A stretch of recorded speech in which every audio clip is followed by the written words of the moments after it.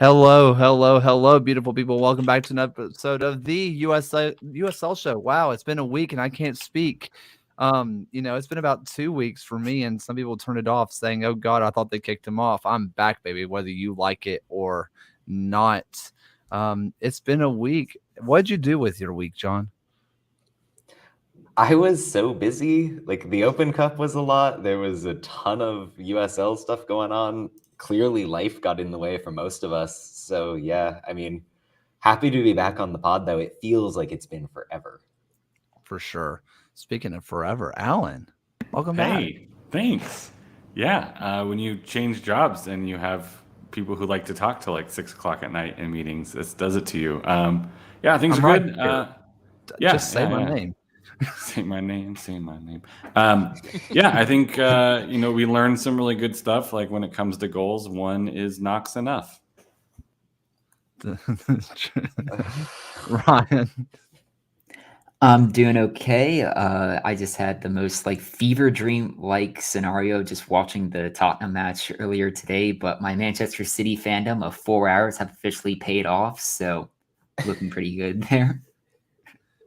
Love that. Phil, like I've always said, I have all of the notifications for everybody on the USL turned on. So I know what happened to Liverpool. I'm well aware. No, the targeted sort of thing that has to happen for John Duran, Chicago Fire legend, to score 2 goals to equalize against Liverpool, that's such specifically targeted against me and my former life as a Chicago Fire fan way back in the day. But no, Kaylor, you talked about being back. Alan's back. Guess who else is back? El Paso Locomotive FC. The false dawn is here, baby. We are so back. 442, ride or die. Yeah. So that's that. Say, it's crazy what happens when you do what your roster was built to do. Anyway, we will get back to that. More to that at the top of the hour. I just want to show it off now before we get too far. Just what happened in my life this morning or today, maybe just a couple minutes ago. The cat distribution system has worked wonders again. And the smallest cat I've ever seen found its way to my wife. It's a teacup cat. Yeah. That's the cutest thing I've ever seen. Apparently, the cat's mom was carrying it by the scruff of the neck and dropped them in the parking lot and just didn't come back. And Catherine was just like, we have a cat now. And our other cat doesn't really care that much. He's kind of too stupid to figure it out. Cats be like that. Cats do be like that. They do be like that. But yeah, that happened today. Wow. Yeah. But is it going to get a Legion name? He might be a Kasim. He might That's be. the natural pair. Yeah. Yeah. All right. But I do want to go ahead and thank our wonderful, beautiful patrons. John Hunt, Frank Anthony, Aaron J., Christopher Cohn, Harry Austin, John Fuller, Michael Fuchs, Joshua Duder, Noah Telford, Roberto Aguilar, Jeremy Churchman, Stephen Howard, Rion Lacara, Tim Knox, FR Reg 30, MOS, Kunal Patel. And also a wonderful thank you to our presenting sponsor, Goals TV. Check out goals.tv if you want to check out all the things soccer. Unlike Phil and Ryan, who seem to watch all the soccer ever and have time for that, I do have time for that. I just don't have the capacity. And so I go to Goals TV and I watch some of the shorter videos that they have to give me my little fix of what's going on in the Champions League. Oh my God, they're still in the tournament? That's crazy. Neuer, I didn't know he was even back. So that was something I learned recently. So it's the fun stuff that you can learn at Goals. Also, the United Soccer Lounge, where they are chatting to a bunch of players, a bunch of coaches from around soccer in the USL. Get it? United Soccer League, USL. Clever. But super, super cool, super fun. Lots of good interviews over there, including us. Even though if you're watching us, you're probably watching us on YouTube or listening to us on a podcast player. But there's a chance that you're watching us on Goals and you're like, I'm already here, pal. But yeah. go check out goals.tv. Can we make the podcast just you vamping about the Champions League? I know. Taylor just improving Champions League highlights for an I hour. had no idea. I had no idea that Neuer was back. I thought he was still hurt. He's back in a big way. Well, not really, because he fumbled the ball into his own Yeah. Yeah. That was wild for me. I thought he was still like injured, and then I was like, "Oh, Neuer's back. That's cool." And then they talked about him just putting it to his own net. I'm like, "Oh, that sucks. I wish he was still out." That's not how I want to remember Manuel Neuer. Anyway, lots of fun soccer happened. Unfortunately for the our show, and unfortunately for me, I am definitely second division, and it's not even close. But everybody else on this show is top tier. But there was a lot of spicy stuff that happened this last week that we didn't really get a chance to talk about. We got New Mexico and Detroit taking down MLS opponents, which was really, really fun. We got some fun Jimmy Fallon clips coming out, which I can't think of the last time I saw a Jimmy Fallon clip, but here we are. Thank you, Detroit City fans. And then it's second division and not even close. I mean, I kind of want to just hello, Cat. I want to just vamp on that for a little bit. I totally forgot the Ben Olsen thing. Yeah, I mean, it does feel like it was a while ago. Yeah, you set the stage with an absolutely insane Open Cup game. Detroit back in their back five, like Devin Amumensa going off. They get this comeback win to force added time. The penalty kicks, one of the most unbelievable sequences you'll see in the Open Cup or any other competition. 22 players take, you culminate in Saldana getting the winner. Unreal stuff for Detroit, who's on a roll in a lot of ways right now. And then in the post-game presser for the coach of the defending champions who just lost to Detroit City, a second division team, really kind of blowing off the idea that USL could compete with MLS. And I think that there is a certain validity to the fact that, yes, MLS teams are better than USL teams, but I think it's very indicative of this mentality that somehow the lower divisions aren't legitimate. Somehow the players in those leagues can't do the job at an MLS level, which has been proven false time and again. And coming from a guy who just hired Juan Guerra onto his staff as an assistant coach makes it all the crazier. I mean, I think it's probably something that Olsen regrets saying, and it's the frustration of the situation, certainly. But Detroit went out and proved why the USL really has quality to pay attention to. I particularly enjoyed him setting up in that answer that, hey, we changed our team and we made a bunch of changes, and in the cup, like often we rotate, and that's like why this happened. But then he, after saying it's second division and not even close, he then goes on to say that he fielded the strongest team he's ever fielded in the Open Cup, and they got beat by a second division team. So I just, the answer was funny for that reason. And when you look at the hero of the match for Detroit, it's Carlos Saldana, who is solidly their number 2 behind Nate Steinwasser, right? Like, he's one of the most well-known USL Championship goalkeepers. He doesn't even play in this match, and Saldana is the one who ultimately wins it. Like, I just think there was such an opportunity there. And clearly, I think the question that was being asked was giving Ben Olsen a platform to say, which, like, the gracious thing to do right after you've been beaten by second division opposition is to say, there is a lot of quality in the second division, right? Like, yes, there is a gap between MLS and the USL Championship. I would argue much of that gap is at the top end of the roster and not the bottom end, because I'd say a lot of players in USL with the right phone calls and right agent relationships could probably be in that territory, like of the middle to bottom end of an MLS roster, like quite easily. So yeah, I would say the level there is not as differentiated from, the top end of USL could make up like those like middle of the middle of the roster guys for MLS. And ultimately, he had a chance to be gracious about it, decided not to. And John Glazer's appearance on Jimmy Fallon was essentially the perfect juxtaposition for me, because at the end of the day, second division is a mindset.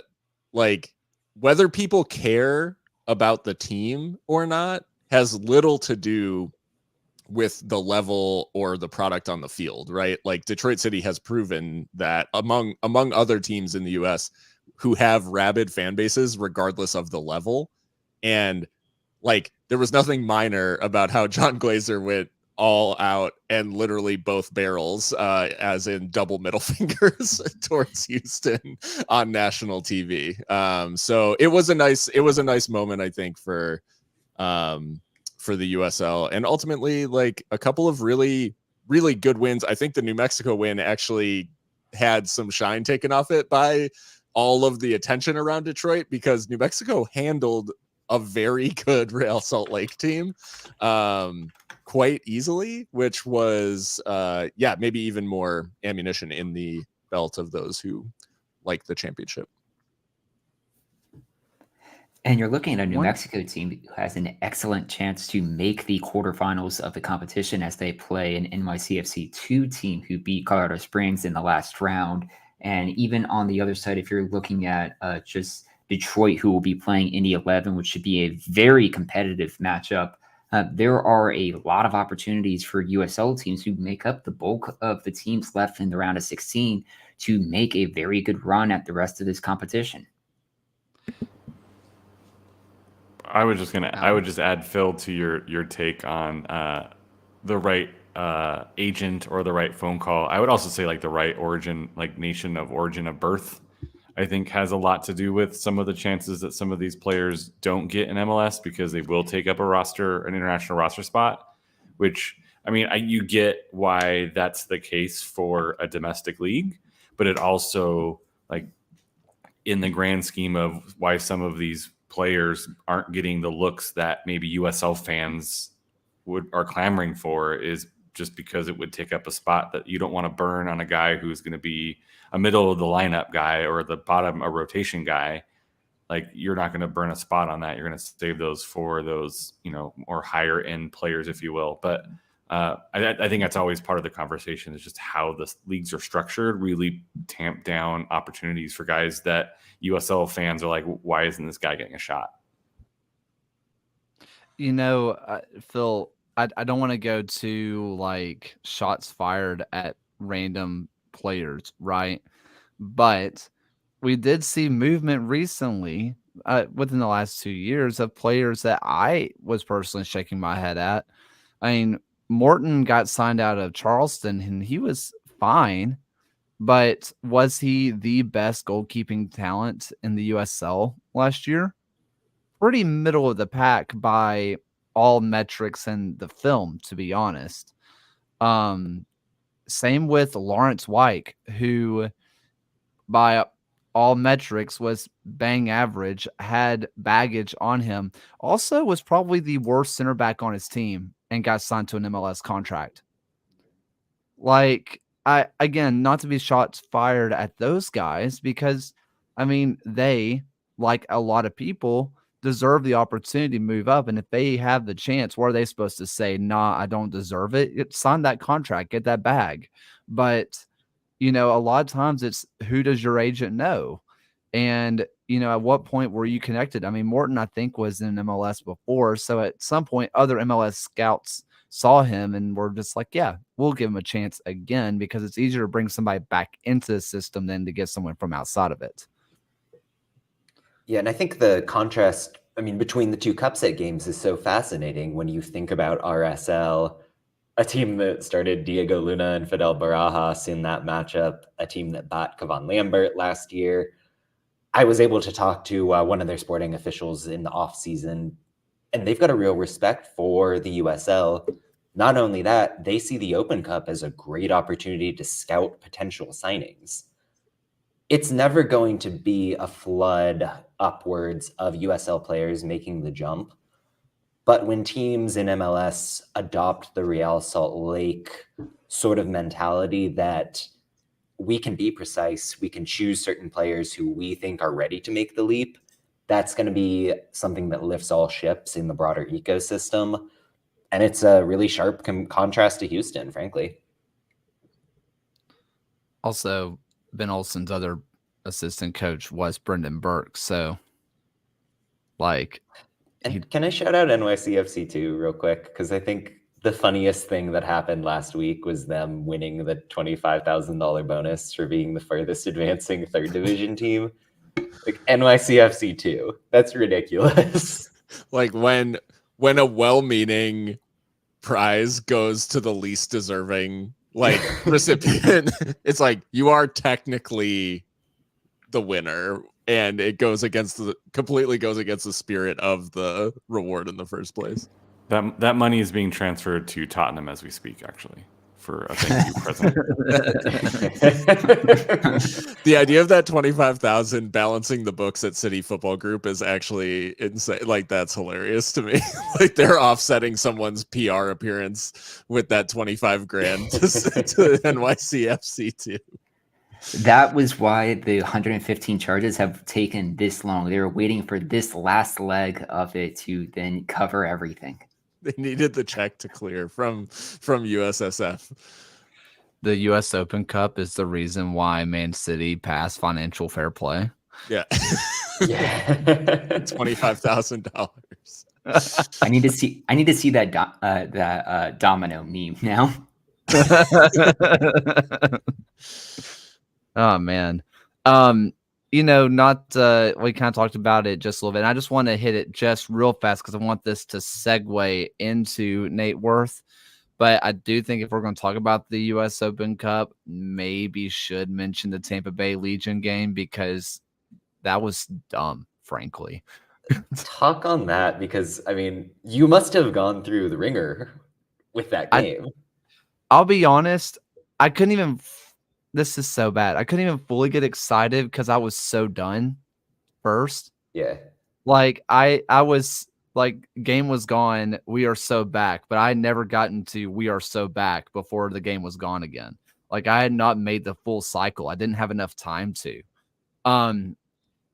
Frankly, I think it came down to Tampa Bay, rightfully so, took their foot off the gas, being up 4-0 with 10 minutes to go. I mean, I think every single team ever takes their foot off the gas in that situation. And, you don't expect that to happen. The first goal happens. Enzo Martinez does Enzo Martinez things, which makes me eat crow in lifetime, which was pretty funny. And then, Kobe Hernandez Foster gets a second, which I would think after the second goal would have been where Tampa Bay wakes up and realizes, hey, we only got like 8 more minutes, just see it out. And then from there, Legion just kept scoring. And Tampa Bay was clearly shell-shocked. And in the end, I think what led to a Tampa Bay win was obviously going up 4-0 in the first 80 minutes. That usually helps. But also Deben Wegbo getting injured in the first 15 minutes in a game that goes 120. That hamstrings you on subs, and also Legion having, I think it was 5 starters out with injury. That hurts. And also, I mean, Arteaga, Jesus Christ, what a goal. Oh my God. I don't know. I was not watching this game by the time Legion started the comeback, just to be super clear. Like at 4-0, I was not paying attention anymore. I had moved on, and I thought my FOTMob app was glitching. Like I thought something was wrong, because I was like, obviously they haven't scored 4 goals in 10 minutes. Like that simply hasn't happened. And it was hilarious, especially in the aftermath of the league game that followed, where it was the polar opposite, right? Like total chaos in the Open Cup, and then they turn around and it's like the most subdued 1-0, right? Like I think I even like all this stuff. I think I even posted that. I was like, with the way this game has gone, I think that this is going to be the dirtiest and scrappiest, match we've ever seen, because you don't get a chance to play a team back to back like that very often, especially a match like that. That I was certain that someone's going to go studs to chest, or the most boring 0-0 match I've ever seen in my life. And it was, well, we Almost saw. that, yeah. I mean, for me on the Legion side, before I let like John, Ryan, and Alan have a go at it, I think what really changed things for Legion was this crazy concept of playing central midfielders. It's an insane idea, but when you play a game where there's the center part of the park that you have to play on, playing wingers there usually doesn't bode well. And when they brought on, Kobe Hernandez, or when Kobe Hernandez Foster was in and he got some minutes in and did his thing, and Miguel Perez coming in later, despite me not being fully in on what Miguel Perez is doing, having an actual central midfielder play central midfield, it helps things a lot. I liked, advancing on the weekend a bit, I liked the contribution got from Jake Roof in that game in particular. Like, I know he got the assist, but playing that kind of shuttling role in the midfield as a balance to the rest of it was really nice. Tampa Bay, I know I wrote about it today, but they feel unlucky to a certain extent. Like, they're a team that's played well a lot of the season. They got that unlucky red card against Memphis. They should have beaten Birmingham, frankly, if they took care of business at the weekend. I thought Nate Worth looked really good as a late sub for them, and we'll touch on that later. But yeah, credit to the Legion for slowly but surely doing what they need to do to kind of fix the problems we've been seeing this year. Yeah, I mean, you're looking at a Legion team who are a win out from being third in the Eastern Conference right now if results go their way on the weekend. And Tampa Bay this week is trying to avoid it going 3 matches in a row with losses. I think the biggest thing for me on the Legion side is that I walked into this stretch of games, which if people don't really know what I'm referring to, Legion, they had a 5 stretch of games of FC Tulsa, then Tampa Bay away, Charleston at home, Sacramento away, all happening within 17 days. Like, it's an absolutely insane stretch of matches. I said that I expected to come out of that stretch pointless without a result at all. And I was going to be okay with that depending on how the losses looked, frankly, because Tampa Bay for a lot of teams, it's a house of horrors. Granted, for Legion, it's sort of not, but still, like, I'm not making excuses. I expect to lose. I full on. I mean, I'll talk about this in a second before we get into predictions. Predictions will be later, so I'll hold that thought though. But I just think that this is a stretch of, if Legion looked better, if they showed growth, if their central midfield was actually fitting the bill of what they need, then I would be okay with walking away with minimal wins and minimal draws, because you can't expect to beat Tampa Bay, Charleston, and Sacramento. No one should walk away from that and say, we'll win all those. No one. So I think the fact that they got a win and a draw to Tulsa earlier, I'm already stunned at the points. But Tampa Bay should have absolutely won the weekend game, hitting the post, I think, twice. Most of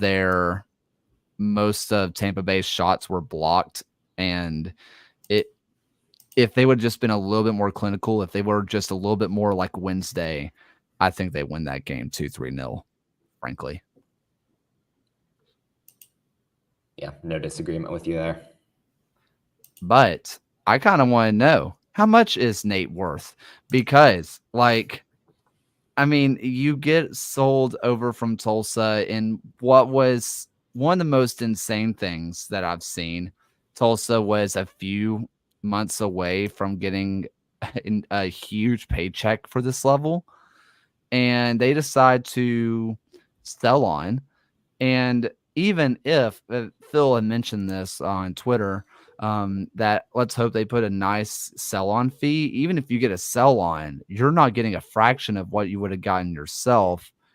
Who truly knows what happened between Nate Worth and Tulsa and Sanchez? We don't really know, but all I know is that when he came on for Tampa Bay, he looked fantastic, and he's going to make Tampa Bay so much money.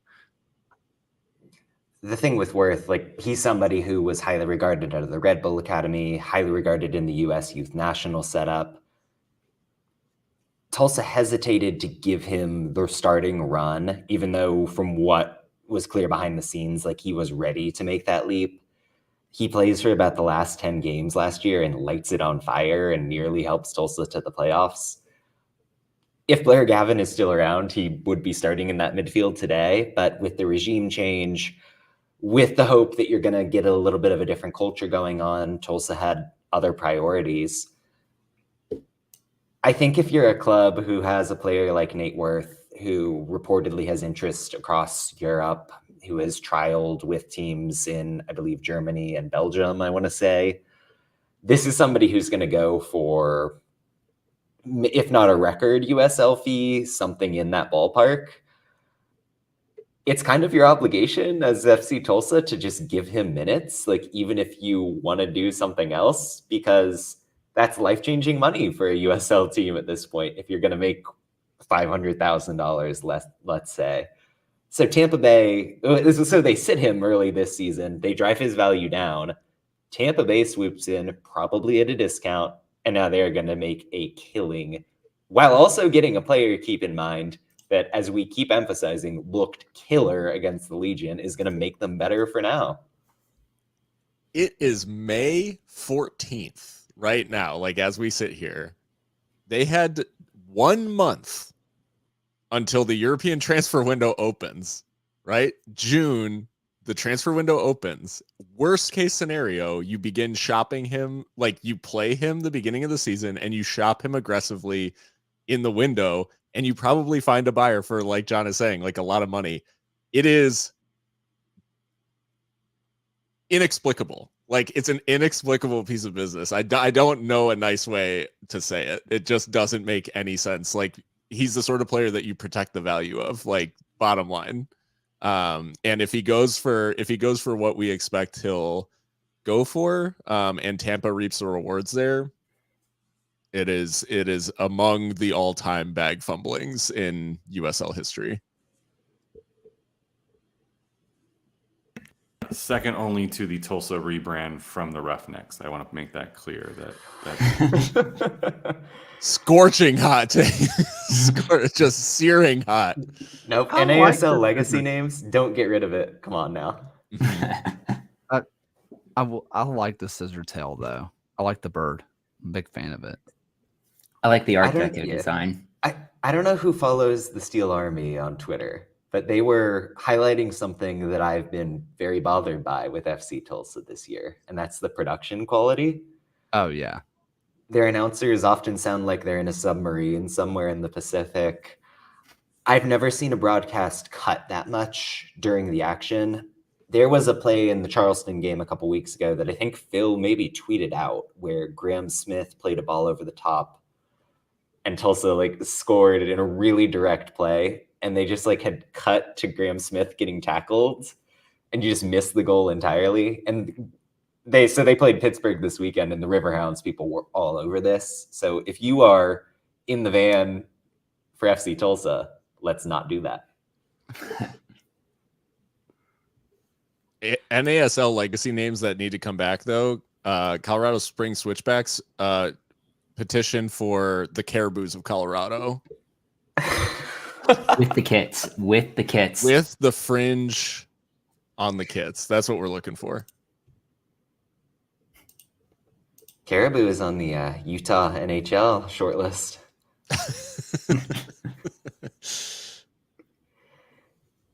I mean, look, I don't know. I think if I'm And one thing people point out was because I don't, believe it or not, I don't know when Nate Worth's birthday is. I don't keep up with his birthday. But assuming he's not 18 by the transfer window opening, you can still sell a player and then they move when they turn 18. I mean, Milanowski was sold to where was it? Feyenoord. And Nordjylland. Nordjylland, thank you. Milanowski was sold to Nordjylland and was just still playing for Orange County. Like, you can sell somebody with the agreement in place and still play them. And if you're Tulsa, you sell him come June, July 1st, and just continue. Don't play him if you don't want to, because even then you're not going to get the transfer money that you will from a sell on from Tampa Bay. And I did see some people talk about, Charleston did this with Barajas. Charleston got a nice payday plus a sell on fee. Like, they got a good chunk of money and they got a sell on fee. We obviously don't know the official number, just, what may come through the grapevine. But something tells me Tampa Bay didn't pay Europe money. Something tells me Tampa Bay did not pay MLS money, and they're not going to get the same kind of sell-on fee. Just ridiculous. Yeah, I guess I wasn't considering the fact that he turned 17 in February, so he's still got a ways to go before his 18th birthday. I'm thinking there's got to be some UK lineage in there. We could probably EU. Sorry, I guess he's screwed then. I don't know. It's an insane thing to do, and I guess the biggest, even if Sanchez doesn't rate him, doesn't think he's that good of a player, imagine selling a player for what you think is not very good for hundreds and thousands of dollars. When you want that on your CV, I sold a player that sucked for a record transfer fee. What? For the record, I don't think he sucks. I'm just saying, if I'm Sanchez and I think he's not good and I still sold him for hundreds of thousands of dollars, I wouldn't shut up about it. The Ajax boardroom with Anthony.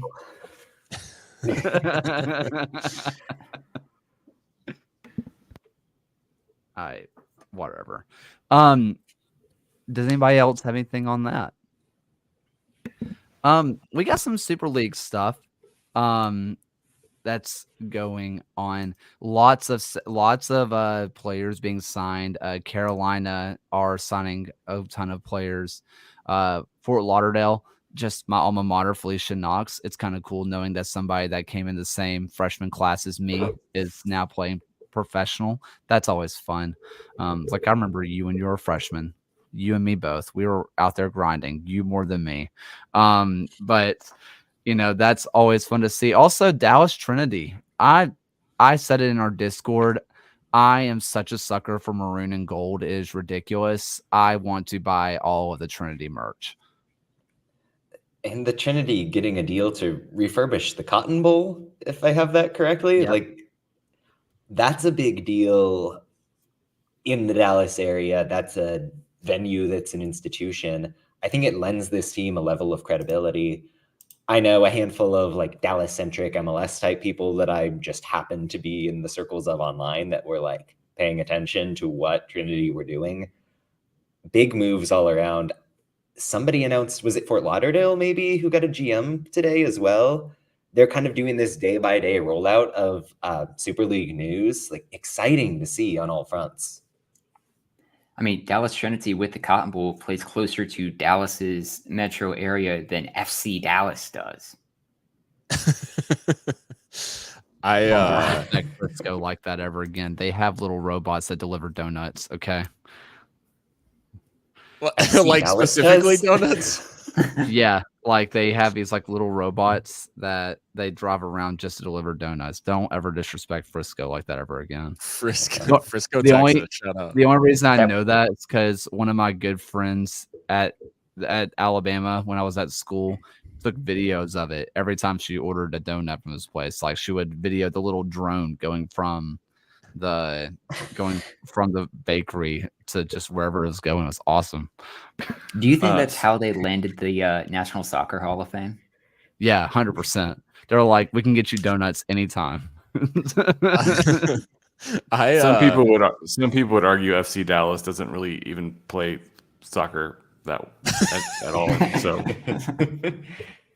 on Super League stuff too. I mean, this is more of a future looking thing, but in the W League right now, Oakland Soul like getting started this weekend with an absolute romp over Olympic Club and in front of a really good crowd as well. And I know they're ironing out the stuff with their future facility for the Super League. But yeah, Oakland Soul like off to a really cool start. And among others in terms of teams either operated by like championship clubs or with future Super League ambitions and stuff. Detroit City getting a win over Flint, and in what is a very competitive like Michigan division, whatever, in the W League, like those teams in Michigan are extremely serious. So yeah, all around, I think just exciting stuff happening. And it's always nice to see these Super League teams getting the ramp of W League in terms of getting out there and actually playing prior to their intro in the Super League. Kind of touching on W League, Indy absolutely romped Louisville today. Lady Victory on the shirt. I mean, so Louisville famously very bad about streaming their games, and they finally get up to the standard today. And lo and behold, Indy 11 go on down and beat them 3-1. I love that for you. You love to see it. The number of Indy 11W graduates who went and won that title last year and then ended up in Europe or MLS is MLS. What am I saying? NWSL is crazy to see. Like, it speaks to the pipeline that the W League is already providing. Now imagine that with the direct feed into Super League. Gonna be great. And John, I think you were thinking of the MLS Canadian men's national soccer team coach. That's honestly the funniest thing that's happened in months.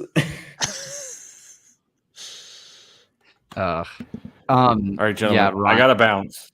Okay. So I'm gonna run through a really quick shout outs and thoughts before I have to bounce. I'm gonna do like please. So shout out Redlands FC 9-1 in their first game. They went out and killed it. Hat trick for Yaya. Like, good for them. Good kits. Good look. Lou City is good at soccer. Rhode Island. Hey, look at you. You almost won. El Paso. I love to see Toomey scoring some goals and his smile again. It makes me happy. And apparently whoever does the highlights for Hartford, Colorado it was rough to watch. And so are those two teams. So those are my takes, and we'll see you guys next time. Bye, Alan. We need an Alan heat check mic drop every episode. That's great. So yeah, there was by the way, a lot of just I'll be honest. Now, I do follow League 2 a good bit, but personal bias, I'm really invested in what W League is doing. So far, there have not been that many just super close games. Richmond Ivy had a fantastic 6,000 people. Sell Richmond out, shows out. They get a 1-0 win. Detroit City gets their 1-0 win over Flint City. I think Seoul had a 0-0 in their their opening match of the year, but everything else has been kind of blowouts early on, which is kind of to be expected because especially early in the season, some teams don't get their players till, later on, or, the gap between the top and the bottom in the USLW league is really big. painfully big. Now the close matches are fun, and the matches between the tops and the tops are fantastic, but the bottom of the W League is brutal to watch sometimes. So there's been a lot of blowouts. I just want to take a quick half second. Hey, Legion, if you could announce anything about your W League team and your 2 team, that'd be cool. I'm posting all the roster updates for you. Just saying. Do your job. Support local media. I mean, just even like this is who's on our team would be nice. But anyway. I can't disagree. Yeah. What about some matches that happened? We did a whole lot of jabber, mainly me. I do want to go to Rhode Island versus Sacramento. They have a dragon. Rhode Island does. Shout out to the dragon. It was a fun match. I mean, Rhode Island is fun in of themselves. Sacramento, obviously, cream of the crop in the West, and they just look like a blast. And you can see the growth in what Rhode Island really can be. We saw glimpses of it in their, opening few matches, and then, things just kind of fell apart a little bit. You're really starting to see the vision with Cano Smith. And if you're Sacramento, I know there's a couple of fans that are kind of hitting panic button, but I also think they all know that this team is sort of good enough that if they wanted to fully try, they could win every game by a lot. So I don't know. Rhode Island's evolution tactically has been interesting to see. Early in the year, you wanted to use the back 3. You wanted to get Coque Vegas involved to an extent in possession, but they were still quite direct. Something wasn't clicking, so they moved to the back 4. You've got Gabriel Alves as a proper left back, Prince Sadie out on that wing. Noah Fuson, as obviously I think somebody else will get on, was unreal on the right to boot. I think this is the shape that makes the most sense given the squad, given that JJ Williams got on as a sub but isn't quite there yet. So good things for Rhode Island. Sacramento, for as tepid as we've been, hasn't lost a game yet in any competition. Like, they're just rolling right now. They're getting playful with their tactics. You saw them basically play 3 different shapes over the course of the Rhode Island game. They got outplayed and they still scraped away with the draw because they've got that depth. They've got the bench to bring on Jono Ricketts so late in the game to get that tying goal. Juan Sebastian Herrera getting his season debut at forward. Positive signs for both teams, honestly. Like, you want 3 points. You want to get that win if you're Rhode Island, certainly, but you can't help but feel positive for them. Yeah, I think for Rhode Island, the fact that in this shape they look better, anything that gets Clay Holstad playing in midfield is the preferred option. The way that he passes and strikes the ball, you want him closer to the goal. And when he was playing in the back 3, it just felt like a waste of a very technically gifted and great midfielder who is I don't know. He's probably going to hold some kind of record by the end of the season for the amount of times he hits the woodwork. But Noah Fuson, this guy is just coming on in leaps and bounds. I think he's just continually raising his game, and he's just a total handful. He's impossible to sort of get to grips with. And there's not many players in the league who are going to unsettle Sacramento as much as Fuson did. He found the areas where he could operate. And I think on the break in particular, he sort of sets the blueprint for Kano and Rhode Island to say, if the ball's at his feet, he can just eat up space. He is good in one-on-one situations, and he always seems to make a good decision in terms of finding the pass, finding the right ball, taking on a shot, whatever it is. And he's super unlucky to not have the hockey assist for what should have been the dagger when he slips in Holstad on the break. Holstad squares it, and it gets inexplicably blazed over the crossbar from Prince Sadie. So Yeah, I think Fuson is just like he's exactly the player that Rhode Island are looking for.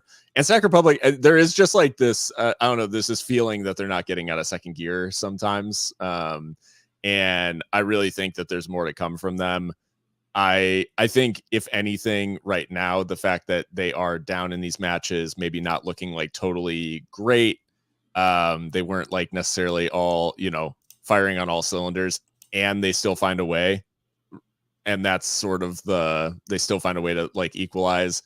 I think that's like more so the trouble for the rest of USL is, they have more gears to go up probably. And they still haven't been beat. So even though they're not really firing. And I mean, this match with Rhode Island was the first time they had trailed at any point this season as well in the league, which is just insanely impressive coming from the Republic for this one. But if you're looking at it from Rhode Island's perspective, this is basically one match that even if you don't get 3 points out of it, you can really point to and say it's working. We're trying to turn things around. It's the third time this season that they have scored multiple goals in a match. And despite this very slow start from the team to begin the year, they're still 1 point out of a playoff spot right now. You're looking at basically the entirety of the Eastern Conference is still very competitive for the postseason. And this is just something to keep building on. If you're looking at Rhode Island's next game, you have Colorado Springs and Louisville as your next two, and then Sacramento with Birmingham and Tampa Bay back to back. Both teams will be looking to kind of build upon this result entering those games. The East in terms of playoff spots is just straight up not real. I mean, seeing Legion in fifth, I'm like, this is a team that lost 5-0 and 3-0, and how are they competing for a home playoff spot? None of this is real. This is all fake. Like, to be fair though to Rhode Island, I still love what I'm seeing out of them. I mean, you can tell in the first game what they were going for. I mean, it looked like Loyal with a twist, right? And you can see what they were going for, but it just never really clicked. And along the way, I don't know. I'm intrigued to see where Rhode Island goes from here. What is the next step for Rhode Island? Because it feels like, unless I'm missing something, all their players are here. What do you do with them now? I think the interesting thing that played into their midfield looking so good was loaning in Jack, and I'm going to mispronounce his name, Jack Peniotu, something like that. The 19-year-old from the Revolution led the team with 4 chances created, playing as the number 10. That's the position you were hoping to sacrifice to get the Dikwa JJ Williams pair. So where does that leave you strategically? This team isn't quite done evolving, and I'm excited to see where they end up, but you almost don't envy Kano for the decisions he's going to have to make here. Speaking of making decisions, Phil, go ahead, tell us about the beauties of the 4-4 effing 2. Yeah, I mean, you kind of alluded to it at the beginning, but it was a case, I mean, on Seriously Loco, for anyone who listens to that show, we've been calling for sort of a shakeup for quite a while. Maybe like 2 games into the season, we sort of said that, hey, like maybe we're trying to cook a little too much with this formation, and guys just have too good a track records at other positions to ignore that. And I think, Alan alluded to it as well, but Tumi Moshibane, I think you see he's like sort of the poster child of the system, right? Because he had been playing in a number 8, like, or what Brian Clare had called a false 10 in a midfield 3, sort of the most advanced of the 3 in midfield, which might make sense in theory and in practice. Like, it was clunky. He was like clearly struggling to sort of come to terms with that position. And then he is on the score sheet inside 40 seconds playing as a forward, with Amando Moreno deployed as a winger. Go figure, and it's just like one of those things where I think seeing it in practice and seeing how well it could work Boluak and Yode like completely freed up things by playing in central midfield because it allows him to be proactive. He's involved in the press, like he's everywhere. He covers so much space. And he does a lot of like sniffing out danger before it becomes a problem for the back line, which I would say is still an area of concern. Like for Locomotive, less so now that Brandon Craig is back to fitness, although there were a couple of times that he looked, maybe he's still like shaking the rust off after the injury layoff. But anyways, all in all, it's a good performance. Eric Calvillo getting on the score sheet as well. Another player that you could see was just like operating more freely and sort of more instinctively in this setup. And then they got to get pragmatic and like see the game out, which is a big hurdle for this team to clear because they have conceded a lot of like late goals and blown a lot of leads. So I think it's worth mentioning that them seeing the game out, like getting out to an early lead and then seeing it out, a clean sheet, like that is all positive signs for the team. And for Loudon, there is some like finishing question marks, which I did not think we'd be asking of some of these players. But yeah, Loudon having a little bit of trouble at the sharp end. I think El Paso was decent defensively, but Loudon had a handful of chances in this game, and probably should have scored at least one, if not maybe gotten a point out of it. You say that. Last year we were having the same conversation about Loudon, about how they would take 20-something shots a game, and sometimes they were scoring 3 or 4, and then sometimes they were scoring 0. I mean, the Martin system is shot, like lots of freaking shots, and shots off the tee, maybe. Yeah, I mean, I just. Until that hat, I don't know. I go like Benny from the Sandlot. Be like, you got a fireplace at home? Throw that hat in there. Like, oh man. But with Loudon, I feel like last year we saw a similar thing happen where they were doing their thing, and I understand that they brought in players that you expect to put those chances away, but it also is. Have they? Like, who did they sign that's a finisher? I mean, to be Cristiano fair, Francois ain't a finisher. No, and also Velo is good for his screw at the goals down there somewhere goals. I mean, like that's kind of his whole brand. He's playing as like a number 6 right now as we speak against North Carolina because they did. I mean, I want Loudon to be good, and there are just like 3 too many holes in that roster to feel good about what they're doing.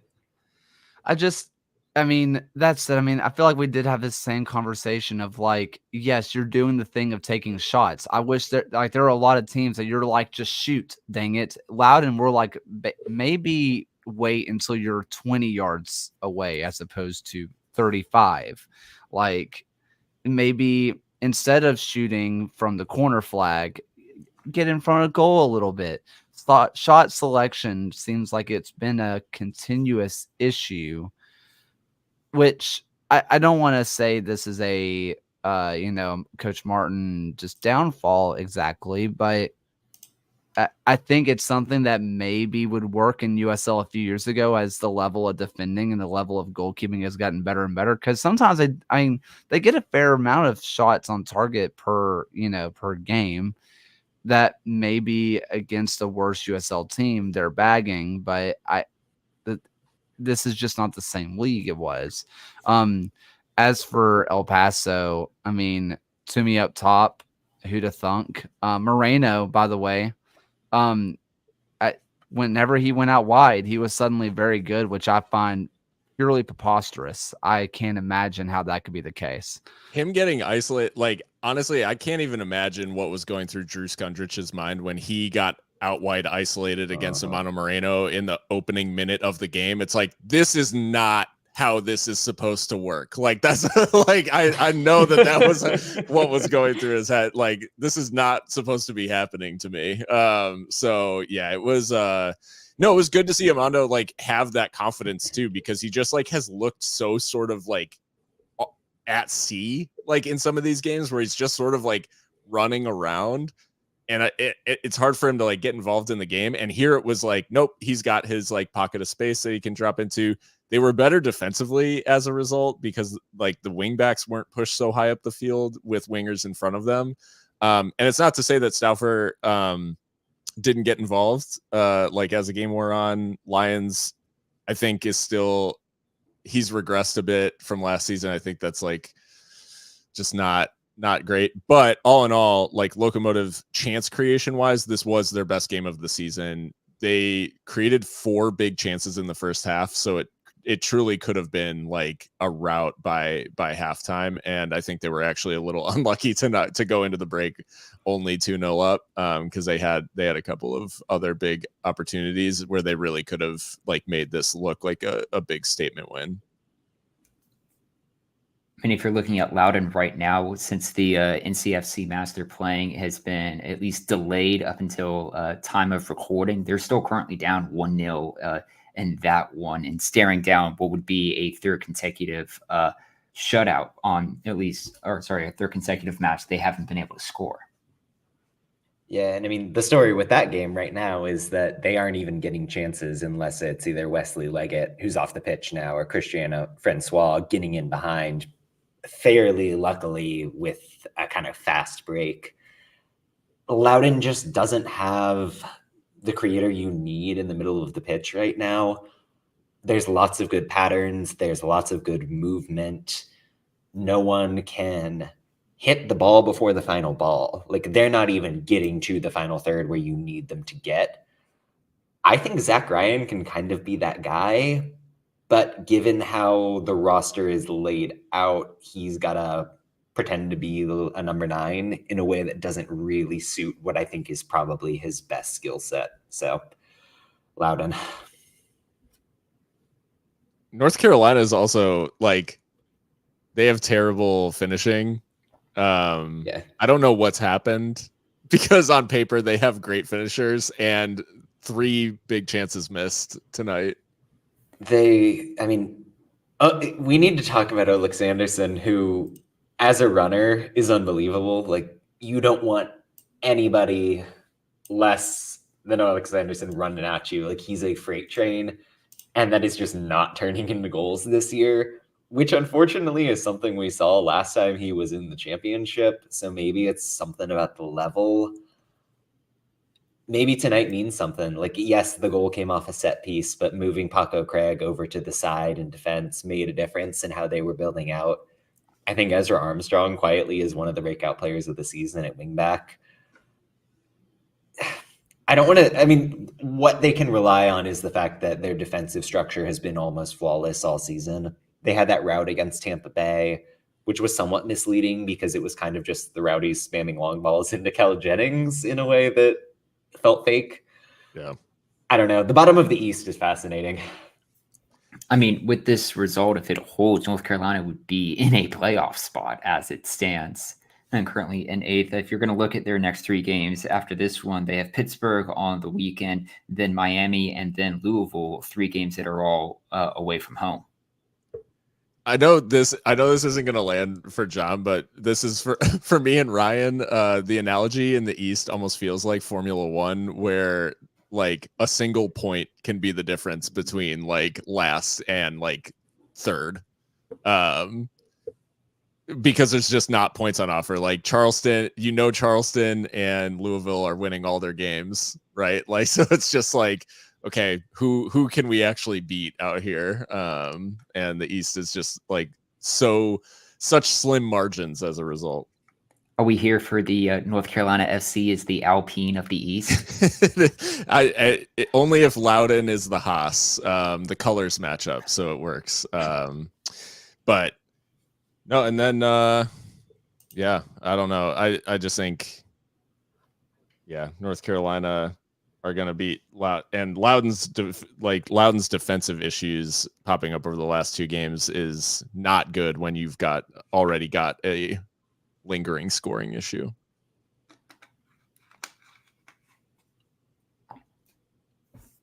I have no idea where we are to tell us how to move on. So, Well, I think we should talk about the Brendan Burke Bowl. the Brendan Because Burke Bowl, where Hartford choke. I mean, I don't want to be too. Okay, I want to have a real conversation about Hartford that if I start to toe a line, someone tell me to shut up and I'll stop it. But Hartford built a team on a bunch of locker room issues. I did not think you were going there. I love this. I thought you were about to put Brendan Burke on like Fraud Watch. I thought that was No, they've built a locker room full of a bunch of guys who have gotten the reputation of being locker room issues. And I don't want to make assumptions here, but it has fallen. The wheels have fallen off fast. Did you guys watch, because this has become weekly viewing for me, did y'all watch Brendan Burke's post-match interview? Because I was like, ooh, maybe there's gonna be something in there about the penalty. No. he went, it's not good enough, energy level wasn't good enough, all this stuff. And then in a subsequent answer, he said, I'm sure you noticed we kept everybody in the locker room for an extra half hour, and we had a very serious discussion that if things don't start to change, people are going to be gone. And I was just like, what the hell? Like, this is, folks, if you are not watching Brendan Burke's post matches, it's box office. This is like, I'm binging these. No, it was, so that was really interesting to your point, Kaylor, that like Burke feels like there's bigger problems too if he's giving like ultimatums 9 games into the season. You think about how this game played out. It's kind of Master Sensei against his like Kimosabe kind of thing, with James Chambers coming into town for Colorado Springs.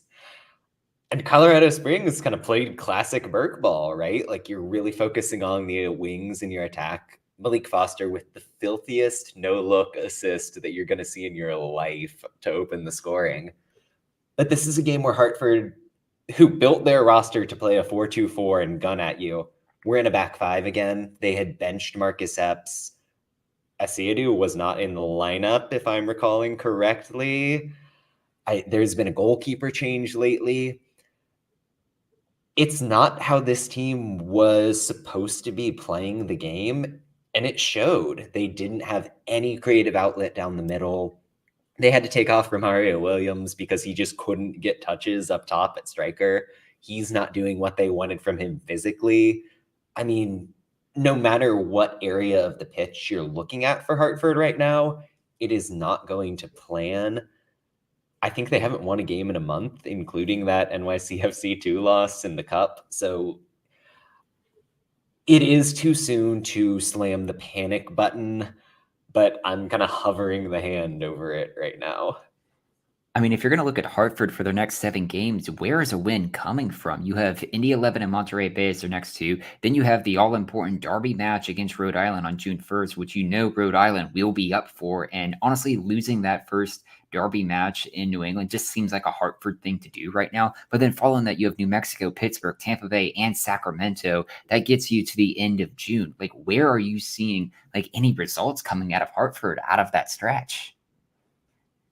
That is it's a rough stretch, and that's terrible. Like, and I mean, just the fact that the vibe right now is like, you guys need to step it up or I'm going to start like sacking players is just like, that's so crazy. Who's going to go? I'm curious.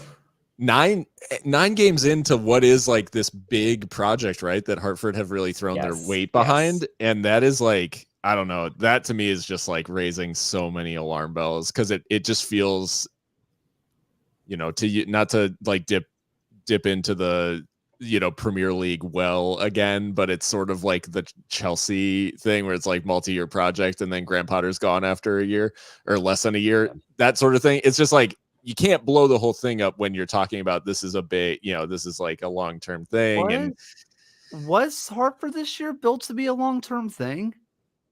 They were you built can't. I mean, to like. they're built to win. This is a win now roster for sure, but Yeah. win now doesn't mean 9 games. Like we're 2 months into the schedule. The fact that it's suddenly talking about cutting players is crazy. Like Burke is a long-term manager who's going to have optimally, he's going to have a vision that lasts for years, and this team is going to be good and make the playoffs this season. But for the expectations to be we're Lou City from week 1 is crazy. Sure. Yeah, and I think them I'm more so talking about Burke like being in the spot and the fact that he's like, you know, being a long-term sort of like they've put their weight behind his project and obviously went out on a limb like to bring him back into the league and stuff. So yeah, I just think I don't know. It's not going great in Hartford. And I think especially for fans who suffered like so much, right? Like to now have the big promises behind this team and it not deliver so far has got to be pretty disappointing. I wouldn't know anything about that though. I mean, I don't want to take anything away from Colorado Springs, who absolutely took it to Hartford. I mean, they deserve all the credit in the world for what they did to Hartford. I mean, like you mentioned, John, like they just played Brendan ball. Like it was straight up Burke ball. I mean, it was fun to watch. I'm a little surprised that Burke didn't talk about Damas, but Damas's pen, you know, what led up to that. But, you know, it is what it is. I'm always afraid to say names, so please, someone help me. Yusuke Hanya? Hanya, Yeah. You're there, yeah. Yeah, people know who I'm talking about. He's been very surprising to me. I know that ripped for Rapids too last year. He was so good. Like there were teams in the USL who wanted his services, and it was kind of a coup that he ended up there. He was a double-digit assist, double-digit score for Rapids too. And obviously, if you're Colorado Springs, you want more of that return than you're getting right now. But also, when you watch him, it's so obvious how much talent is there. And this is maybe a little bit of Hartford turning the corner. You know, you get a draw versus Indy, which I do want to talk about that goalkeeping situation at some point because it's gotten fun. You know, you have Oakland and you have El Paso. You do lose to NYC FC too. But, you know, that kind of is what it is. And you get a 2-0 win. Colorado Springs is slowly but surely turning it around after I had them as the worst team in the West coming into preseason. I'm very impressed. And if it's going to happen, Hanya, I feel like is going to be the key cog because Foster can keep getting his assist and Damas can keep getting his goals, but you need someone else to do something. And it looks like Hanya is probably going to be that guy. I love the finish on the Foster assist because obviously Foster full of swag to hit him with the no look through ball, but Hanya takes like a really great touch and then whips the ball in a situation where the keeper has done everything right in terms of closing down the angle, making himself big. Like there really isn't, he really shouldn't score, right? And he lifts it quickly, gets it up over the leg of the goalkeeper and into the far corner. It's just a really great instinctive finish. And overall, like Malik Foster just looks like he's enjoying playing. And like when he gets in these moods, he is an absolute nightmare to play against. Like he's just a menace. And he should have had actually, I think, a second assist like shortly after for a very similar pass, which Ribeiro makes a really great save, like sliding out on that one. So yeah, Foster is cooking, like, and I think that is sort of the difference maker for Colorado Springs right now. But yeah, I think overall they've got they've kind of like found the recipe that works for them, whereas Hartford have somehow like lost their recipe that was working earlier in the season. And one thing not to overlook within this Colorado Springs span of wins is that's 3 clean sheets out of that. They had a span of 3 consecutive wins last year. There was also 3 clean sheets. And I believe out of 2023 USL Championship season, the only other 2 teams to do that was Charleston and Pittsburgh, which is very good company to be in. Colorado Springs quietly had some injury troubles at the back, couldn't really settle on a center back pair. They've ended up loaning in Matt Real at left back and deciding, yeah, we ended up getting Wahab Akwe. Yeah, we've got James Musa. Don't care. We're putting Duke Lacroix at the left center back spot. Done wonders for him. Kind of speaking of Colorado's, Northern Colorado absolutely decided just to slaughter One Knox. If you're not following guys, like Brandon from League One Review and Alex from like League One Updater, despite Northern Colorado's rough start in the league, just 2 draws, and that's all they have to their name. The talent there is still really good. Their decision that we saw to put Rendon at left wing and put Noah Powder at right wing when they've both been just kind of wing backs all year long just changed everything for this team. And we kind of talked about it. There is not a single team in the USL that could truly be okay after losing Trevor Amon and losing Arthur Rogers. There's no team that would truly be okay. I don't care. I don't care what USL championship team you are. And you say, we would be okay. No, you wouldn't. Losing those guys, you would not be okay. Northern Colorado had their growing pains. If we are getting even half of those kind of players from Rendon and Powder, watch out for Northern Colorado because they are going to be gross. The thing about this game and the thing about this season really for Northern Colorado is we lost a lot, but we still have a very talented roster. We went out and got Isidro Martinez. We kind of revamped the center back spot in a meaningful way.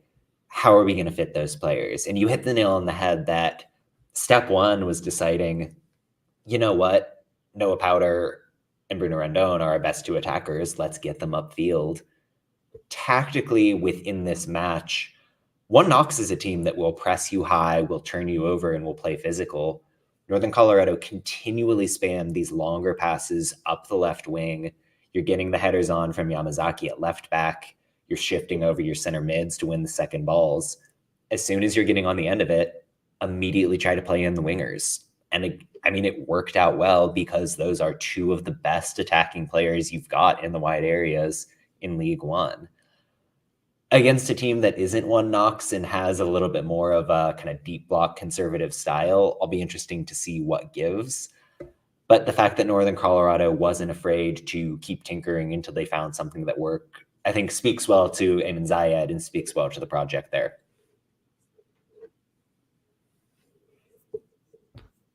So let's go ahead, unless anybody has anything they want to hit with recap. We didn't really talk about Lou City, Orange County, but I don't know. I really don't have And much. hey, if you want Lou City content, go read Phil, go read me, because we just randomly decided we each wanted to pick a central midfielder for Lou City to talk about today.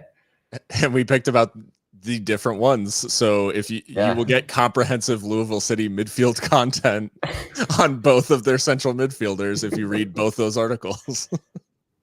And if you want to follow that up, go ahead, check out Vamos Morados. Why not? If you want the full Lou City day.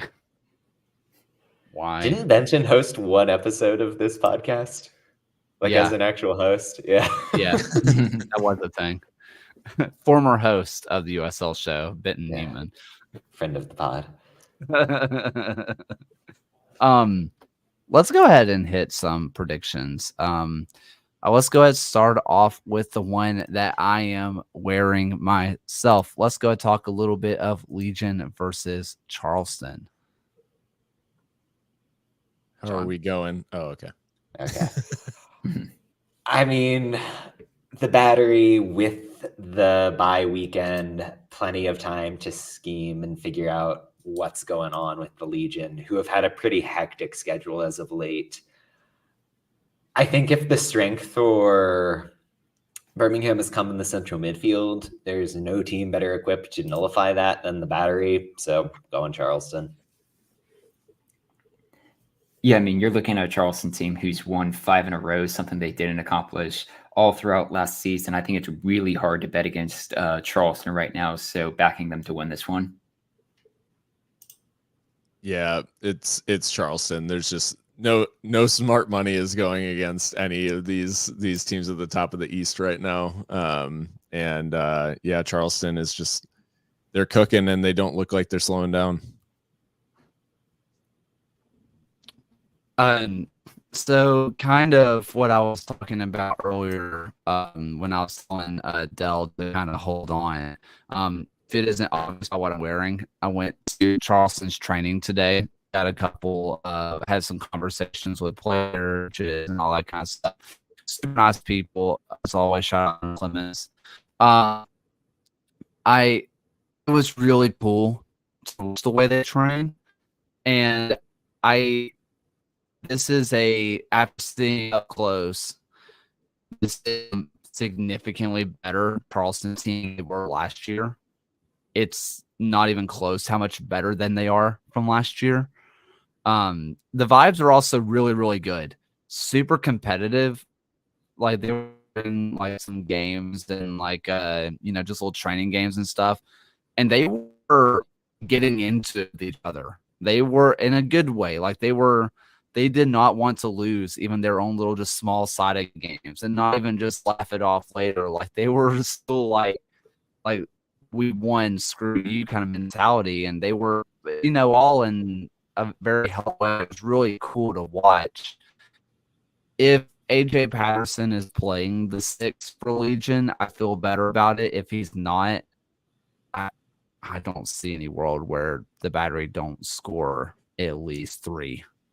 I mean, they are just so good. They were almost my lock. I'm not fully there on the Legion project, and I could not be any more in on the Charleston project.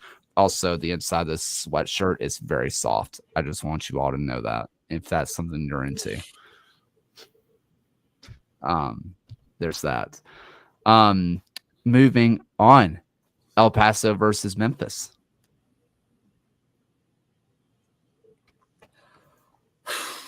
I like how both of these teams are playing, and it makes it a tough game to consider. The Locomotive really have figured it out strategically. I did the tactics show on Memphis this week because I'm such a fan of what they're doing in the attacking half. The way they're able to overload the wings, the way they're able to play with so much tempo, kind of rely on that central midfield to hold down the fort if those attackers do overextend. I have enough questions at the back for Memphis, especially at the central defensive spot, that I'm a little bit concerned given this game. So I'm cautiously picking a draw. Yeah, I've gone with the draw in this one as well. I just thinking back to last season, you had a Memphis 4-0 victory at the tail end of the year. But with both of these teams and how they've kind of played throughout this season, you're averaging 1.56 goals per match from Memphis right now, 1.4 conceded from El Paso. I feel like this is going to be a scoring draw. I actually went for Memphis, but it's only because I can't really allow myself to believe that El Paso has really turned a corner. The thing that for me, for Memphis, is my big criticism of them early on was that they were getting into good areas and just not scoring. They are being like absolutely ruthless now over the last couple of games. If they show up with any sort of like that lethality in attack where they convert their chances with the regularity that they have been recently, then I think Memphis will like get the win. Because I think there will be chances probably at both ends, and right now Memphis has been the sharper team at the front edge, but hopefully that changes now. Um. Oh no. Oh, Is my Taylor internet has going gone again? robot. Okay, there we go. You're You know, back. You're back now. Yeah. Yep. Hi. I'm back. I'm alive. Yeah. One thing that I think it was Alan brought up was the international players and stuff, how they don't get a chance in MLS. I mean, for me, the player that really encapsulates that is Marlon Santos. I think every single team in MLS will want a Marlon Santos. And what he and Lapa specifically have been doing lately with those late runs to the top of the box is going to be really interesting, especially if you have Bolu Akinyode sitting at the top of the box playing that true 6 or, that kind of pivot between a 6 and an 8 like he has been. Very intrigued to see how that works. I think a draw is probably right, but I'm going off of the purple patch that Memphis has been on, and it's hard for me not to see them continue it. So I'm going to go with Memphis pretty hesitantly. Next up, we have Las Vegas versus Louisville City. I have been thinking that Las Vegas is taking strides pretty much every week. I know we were hypercritical of their performance against Charleston, that 6-0 loss. And they've really righted the wrong since then. Like, they know what they need to do. They've put Valentin Noel into that kind of false 9. They played a dual false 9 shape, really, against San Antonio over the weekend. It's going to get them a lot of points against a lot of teams in this league. And Lou City is not one of the teams that they will take any points away from. Like, Lou City is just so well designed in any matchup, really, but especially against a team like Las Vegas that kind of needs to dictate the midfield. The counter press is going to be ridiculous. I suspect we'll see Wilson Harris on the score sheet because why not? So lock in Lou City. Yeah, I mean, I think it's really hard, just like we have mentioned with Charleston, to bet against Louisville City right now. I mean, 3 consecutive wins right now. They've shut out all of their opponents in that time, outscoring them 10-0. In that time, you have Louisville with the league's best goal differential going up against Las Vegas with the league's second worst goal differential right now. Both these teams are actually very highly ranked in total shots, taking Louisville 3rd, Las Vegas 8th. So this could be a match that sees a lot of goals in it, but I think it's really hard to go up against Louisville, which is why I'm locking them as well. I locked Louisville. I think it's just they're just firing on all cylinders right now. I don't think this is a criticism of the Lights so much as it is just like I don't foresee them stopping what Louisville are able to do in attack. And yeah, I think they just overpower them. Even if the signs are better for Vegas, I think Louisville's just got too much firepower right now. Simply put, Louisville, again, like you said, nothing to do with Vegas. It has everything to do with Lou City. They are just something else right now. Moving on to Charlotte versus Union Omaha. I feel like I'm so rude to the Independents every time we talk about them, man. But like, they really are the Austin Pack team. If you look at expected goals, they're a bottom 2 team in the league. I think they've really skated on that, given the fact that no one but Juan Obregon is doing anything up top. They can't figure out what shape they want to be running in a given week. Union Omaha, on the other side of the coin, feels so intentional. Every time Don Casiato puts in a different player into that team, he comes up huge, and we're seeing it with Misael Rodriguez right now. Union Omaha is going to win this game. Speaking of Austin Pack for the glove of the game, #ad. There we go. I mean, 3 games in hand over Greenville Triumph right now, and Union Omaha is only 3 points back. They should, if they were playing even number of games, should very well be leading League One at the moment as one of 2 currently unbeaten sides left in the league. But I think it will be Union Omaha winning this one to get their first ever win in Charlotte in the series in the history of the series. Yeah, it seems like the lid finally came off this Omaha side, like against Tormenta in terms of the goal scoring. to a more sort of regular degree. The last time these teams faced off, Omaha had only played 2 games. So I think just due to the weird scheduling stuff of this year. So I think now that Omaha seems to be really, really firing, I think they'll get the job done. I hesitate to say easily, but it does seem like they will kind of breeze past Charlotte.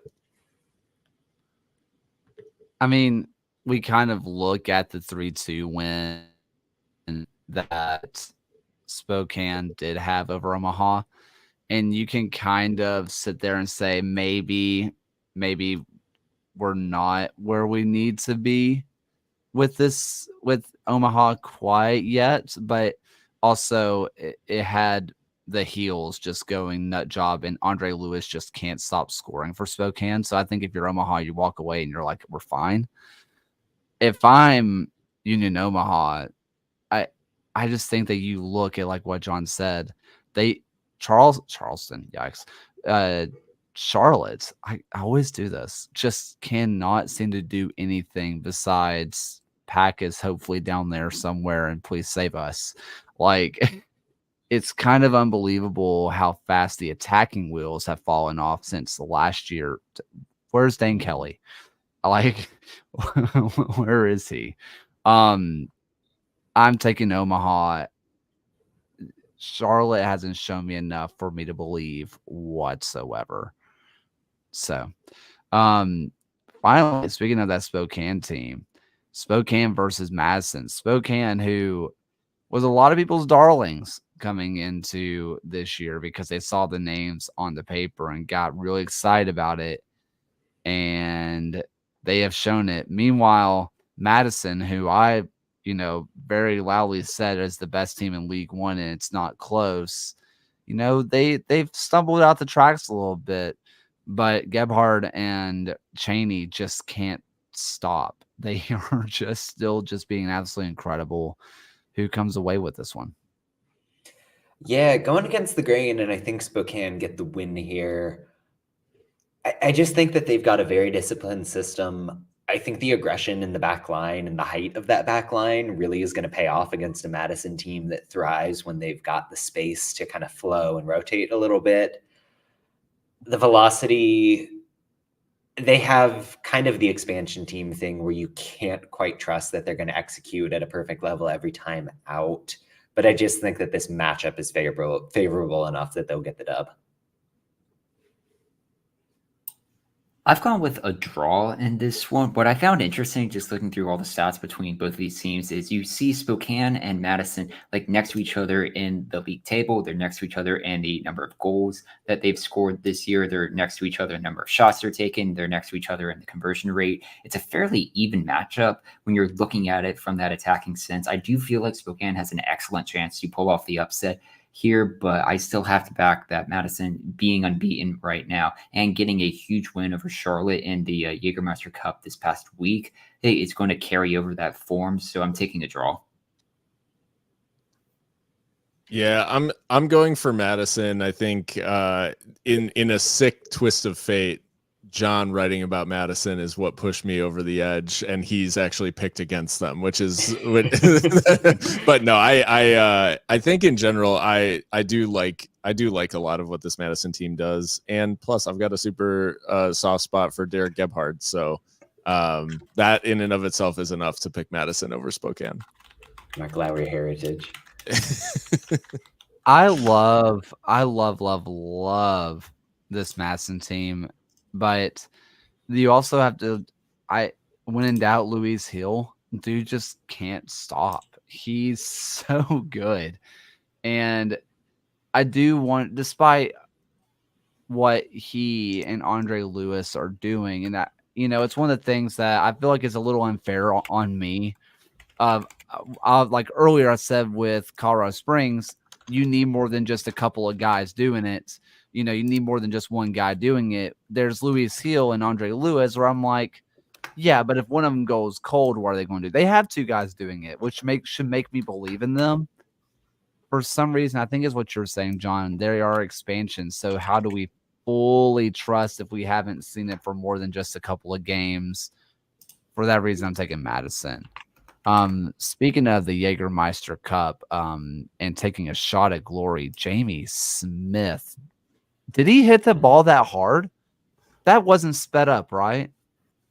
No, it was just a lightning bolt from long range, like 35, 40 yards out. Is there any, I mean, this is a genuine question. Is there anybody across League One or the championship hotter than Jamie Smith right now? Marco Micheletto. In terms of like a different meaning of the question, yeah. Good point. Like, seriously though, I mean, I you're looking at just, I understand that James Smith has the penalties and that's boosting his stats, but also he's coming up. He led this game in shots, playing like a right wing back spot for the most part. Like, that's pretty incredible for anybody to do. Like, this is a Greenville team that the system is perfect. Like, they're executing to a T because they've got a culture and an identity, and Smith is representative of all of that. It's just, he has been so, I don't know. It feels in partially this. I have to understand I am falling victim to geo propaganda. I know I have to understand that I am 100% falling victim to geo propaganda, but it also feels like Jamie Smith. Like, I watch a match, he's all over it. I get on Twitter and all I see is Jamie Smith's name everywhere. Like, yeah, you're geo-pilled. And that's fine. There's worse places to be than geo-pilled, I'll be honest. Yeah. Yeah. Any other USL thoughts for the night? Nah. I will say my final USL thought, the NBC Sports Engine for W League and League 2 has been so nice. It is really good. It's really good. Can I call out something then on the championship and League One side? And this is going to be incredible. Do it. When you go to every single team's player stat page and you locate to the defensive stats, it returns an error for the number of clearances that every player has put in. I don't know why this is happening this week, but it is annoying for me personally as somebody who tracks these numbers. So yeah, Webmaster, get on that. Is that what is the USL use? Are they an Opta like league? Yeah, I think they are. So Opta, Sports Engine, whoever you are, fix the clearance and an error thing. Where's Nicholas Murray when you need him? I just tweeted at League One for a thing that they had an issue with. You couldn't find any Red Wolves numbers, and they fixed it quickly. So gotta leverage my voice here. Also, Ryan, for what good reason did you just send me the Legion stat page? I don't want to be sad. I was in a good mood today. I was just showing you an example of how the error message was popping up in Birmingham's the first team. Is it not just me? Yeah, yeah, it's listed on I my can't get end. clearances. Yeah, it's listing as an error, and Birmingham just happened to be the first team listed alphabetically, and I just clicked on that. How am I going to calculate Forrest Lasso's defensive actions if I don't know how many clearances he's played? Is all I'm saying. Clearly, everybody's had none. Yeah, nobody that's the clears the answer. ball anymore. Everybody's really comfortable with the ball at their feet for some reason now. It's crazy. Yeah, there you go. They decided this wasn't worth tracking anymore. Shed a single tear. Here's a hot take. I think the clearance stat is stupid because it's not really tracked properly. Because if they clear it out of the box, but it lands at their teammates' feet, it's just considered a pass. The same way I feel about tackles versus tackles won. If a tackle happens and the ball goes out of bounds because they successfully tackled the ball is considered to be a failed tackle because they did not gain possession of the ball. That's ridiculous. Same way. No, I'm with It's you. just It's like, I When mean, it's is like it- in the NBA, how like assists are a construct because they're insanely different at a given stadium. When is a tackle not a tackle? The vibes are off. What's the sound of one hand clapping? If a tackle happens in the woods, oh my God, who was it was a center back for Arsenal years and years ago. I can't remember. Maybe it was when David Seaman was there, but there were stories of there was a center back that would practice 2-footed tackles on a ball. He would put the ball against the wall and would go flying into the ball and would do that for 30 minutes every single day. Big Soul Camel energy. Who?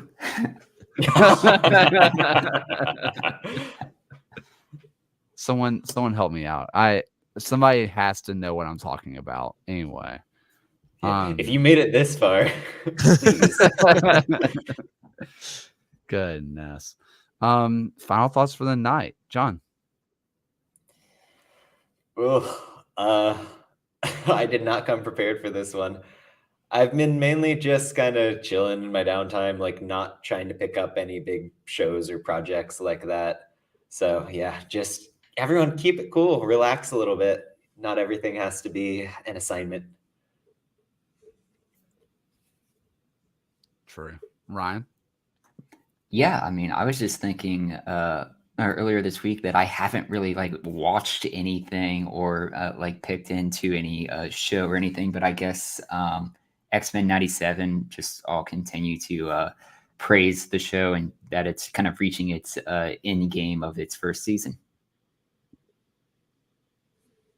I haven't watched any X-Men 97 like extensively, but I did see a clip online not that long ago that the animation just looks insane for some of the fight sequences and stuff. So I will likely end up checking that out.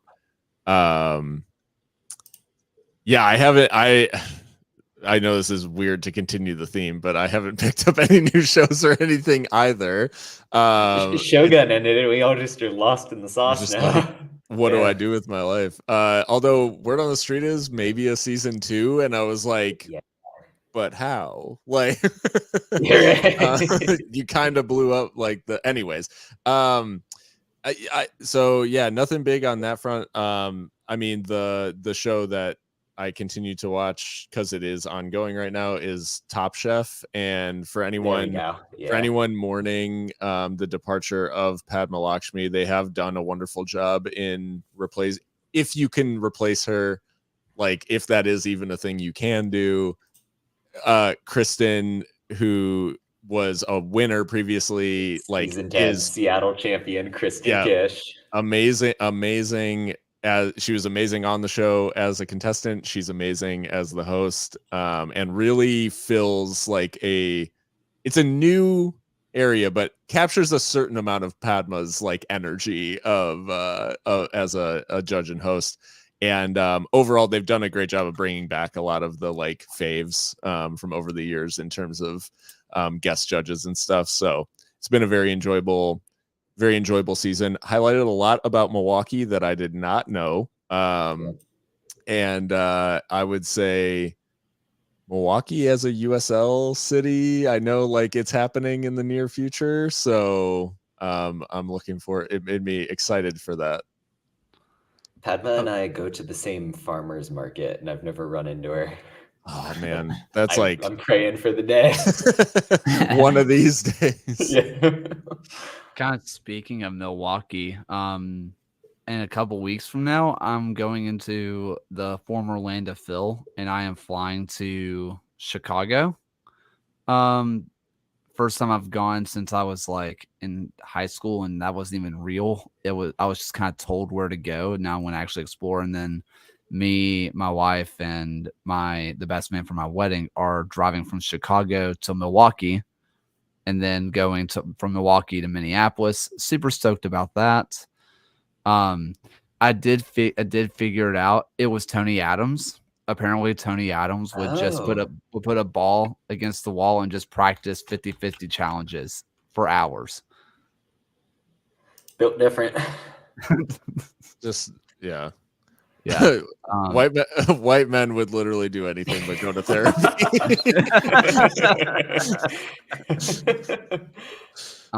Let's see what else. I feel like I had a couple of other things that are just not coming to mind. Oh, Charleston people were like, the players were super cool. I was super. They were just super nice. We got some content, like a couple of things coming out later. It just spoilers. Allegedly, Ben Pierman knew nothing about the raccoon. Apparently there's just a lot of people who just did not know anything about the raccoon. I did not ask Nate DeSantos, but apparently he doesn't have Instagram or Twitter. He's like not on social media whatsoever. So like, I'm assuming when the raccoon just showed up on the video board, he was probably the most confused person on the planet. I mean, they're living a worse existence for not having seen Pedro. They are playing the song after wins in the locker room, is what I found out. Are you being gaslit by various members of the Charleston Battery? I might be. Like, what are you talking about? What raccoon? Yes, the logo is a circle, Kaler. What does that have to do with raccoons? And last thing, I'm not a big movie guy. I just don't watch a lot of movies. They're not my thing. Did watch 50 First Dates for the first time the other day. What an absolute awful movie. Wait, that was there were so many movies that have come out like recently that I was like, oh, like he's gonna say one of those, and then you said the most insane thing that you could have possibly said, which is that you watched 50 First Dates for the first time. That's so funny. It was on TV, and I think what made it worse is that there were just commercial breaks, and it was already a bad movie, but to be left on a horrible cliffhanger thanks to a random like underwear ad made it even worse. Like. That's so funny. That's how I experienced watching 50 First Dates randomly on a bachelor party in Las Vegas. And you kept passing out during it, so you were also experiencing the first dates for the first time. Well, Taylor, now you have to watch it 49 more times. I don't remember this. I put it on every single morning as I wake up, and it's just new information for me. I will say something that's bothered me about it. I kind of hate that Adam Sandler's like movie bit. How does he suddenly get typecasted for the guy who gets a girl way out of his league? How has he been the one typecasted for that? Because I feel like every movie I watch with him, he's with a woman way out of his league. And how do you get that job? When you're that funny, that's your thing. The more you work your way up being that. The more recent movies, I'm pretty sure he's like, aren't they like his movies? Yeah, basically everything he does now, like Netflix is paying him $50 million just to be like the man. Yeah, so I think like the more recent ones, like the late stage Sandler, is he's casting women that he wants to be seen with, like as his romantic lead, or his romantic like whatever interest. You ever seen the movie Chef with Jon Favreau? Yeah, where he casts Sofia Vergara and Scarlett Johansson as being part of his love triangle. That's goals. I don't know if you could have like a tangible sign of narcissism. Yeah. But like that might be it. No argument there. And wasn't there an Adam Sandler movie where he dated Jennifer Lopez? Like, wasn't that a thing? Dude, probably. You can't just typecast yourself as this. You can't just do that. Whatever. Let him cook. Here we are. Anyway, this show's gone downhill. Anyway, Hey, 15 more minutes, we can hit the 2-hour mark. The Sandman takes you got. I got Just- nothing. I got Just do absolutely 15 nothing. minutes of the Adam Sandler podcast and release it as a separate thing. For the record, 51st Dates runtime is 1 hour and 46 minutes, and we're currently at 1 hour and 45. We got to hold on for just 30 more seconds, guys. I don't know what to tell you. I don't know, Ryan. Your avatar is looking a lot like a circle right now. I don't know. Yeah. Oh, well. All right. I think the outro will last the last 30 seconds. Thank you all so much for listening. Go check out Goals TV and go check out Ryan's articles that he's also putting out. They're really good stuff, fun little minute tidbits. And if I start the outro right now, it'll end in time. I can't find the button. Help me. Here we go. Bye. Thank you for watching another episode of the USL Show. The USL Show is now proudly part of the Protagonist podcast family. Please go to protagonistsoccer.com to check out more work. Thanks for stopping by, and we'll see everyone again next time.